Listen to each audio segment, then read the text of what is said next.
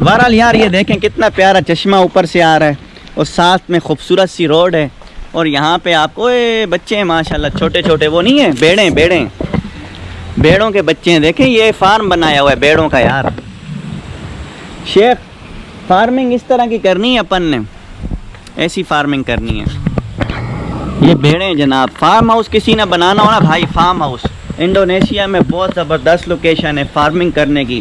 جو لوگ اس کام کو جانتے ہیں, بکریوں کے, دمبوں کے, اور یہ اسپیشلی جو جانور ہیں, اس کی فارمنگ کے بہت فائدے ہیں.